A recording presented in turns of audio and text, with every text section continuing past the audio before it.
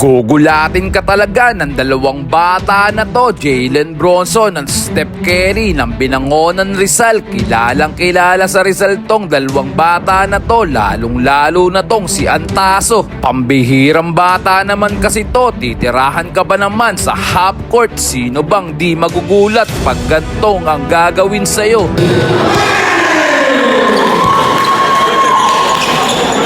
Lalo na kung bago mo pa lang siya mapapanood maglaro. Ito naman si Reynald Noquiante. Napakagandang tambalan ng dalawang player na to. Parehong sobrang matibay ang kamay pagdating sa outside shooting, mga idol. Huwag na huwag kang magbibigay ng napakaliit na espasyo at talagang ikaw ay titirahan ng harapan. Napakadelikado kalaban ng dalawang player na to. Mapaloob at labas ay kayang-kayang gumawa ng puntos. Hindi rin naman basta-basta ang kanilang kalaban, mga ex-PBA lang naman. O siya, wag na natin pahabain pa. Big shoutout muna sa ating sponsors, KMB Printing at sa Jigshoes Apparel, Sean Antaso at Reynald Noquiante. Halina't panoorin natin ang kanilang pool highlights, mga idol.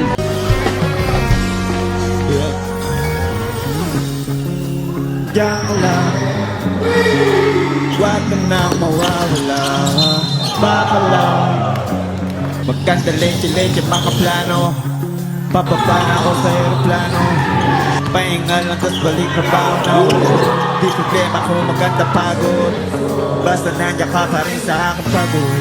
Panas yung mundo, pero pag ikaw ay nasakto, kaya kahit na bato, pero problema ay kayang tama sa isa't isa. Lagi na pagtibay at mataas. Ayoko malungkot, gusto ko mayabang. Puta kahit di naman, pero di mo makikita yan. Kasi ba kailangan? Gusto ko ba kasama ko? Wala akong halilangan. Di na makasama. Sa sarili nakapagpapalit ako ng tak-tak-tak. Pero kung sakali bang mawala, pabalik ay tatanggapin ba? Pag nakita mo akong mahirap,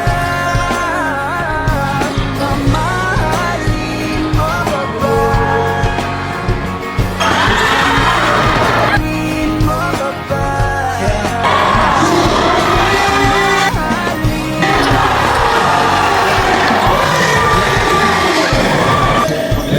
Kaya ako'y tapong panahon para dahil sa sinabi mag-ahon. Kung ako wala lagi nakasagnaw, pero ayoko kapag grabe yung pagitan. Kung alam mo lang sa pakiramdam ko ay mahirap, lalo na kapag tayo ay may alita. Kinakabahan kasi baka di nakita makita. Kung sakali mapundi sa akin, paano kita hanapin? Paano kung may salo ko na kasi ikaw yung ginawa na meron.